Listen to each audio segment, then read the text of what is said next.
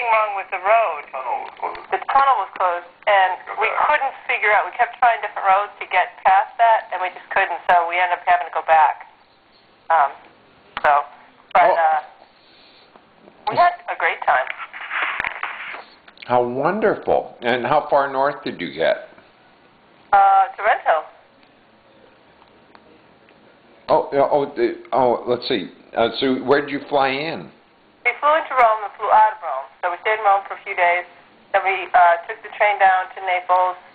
Then we rented a car there. We went to Pompeii. That was great. Although it was raining when we were there. It was interesting walking through there. Then we drove down the Amalfi. We cut over to... my brain is kind of not thinking right now. If I saw a map, I could remember all the Well, it went to Tivoli, Monte Cassino, Perugia, Assisi, San Marino, Ravenna, then Verona, then Trento, then Firenze, then Rome.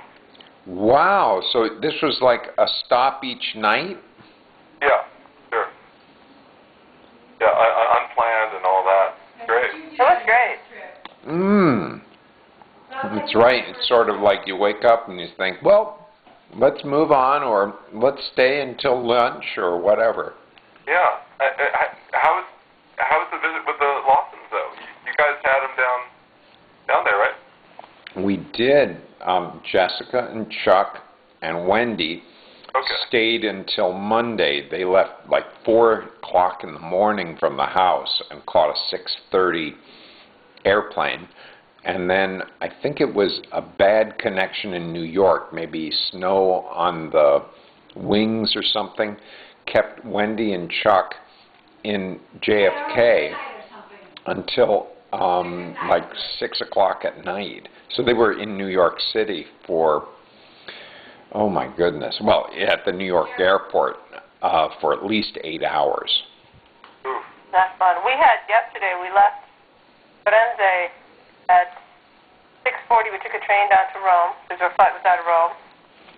Took the flight then to London. Then we had a bit of a layover and then got in last night. So yesterday was a very long day. Oh, that is a long day. Especially when you have to do a transfer. You couldn't get something direct out of Rome. No, we wanted to actually go to London at the beginning of the trip. We spent a few days there. So it was just cheaper to do a round trip from London to Boston and then do a round trip from London to Rome. Oh, that's clever. The problem is if you fly intercontinental, like, intracontinental, then you can't bring as much luggage. They were going to charge €300 for an extra piece of luggage. They were going to charge us €15 per kilo. Excuse me? Yeah, so we managed to finagle it so we didn't have to pay anything, but we had to think it through.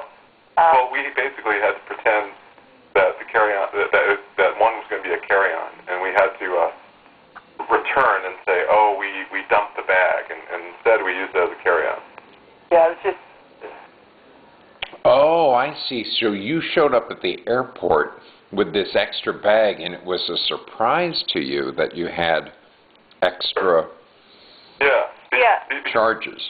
Europeans aren't allowed that extra bag, but Americans are. If you fly directly to America, you're allowed the extra bag. How fascinating. So if you had flown directly to Rome, it would have been no problem. You would have had that second bag. For some reason, it probably has something to do with the size of the airplane. Oh, I see. Than just being nice to Americans and not so nice to Europeans. But it discourages shopping. Oh, I'll say it discourages shopping, that's for sure. Yeah, so... like if you want to bring back books or something, good luck. Oh, I was thinking just some of their products, like pottery or anything that's bulky. Anything bulky, anything heavy, right. Extra shoes, isn't that what Italians are good for? Yeah, leather goods.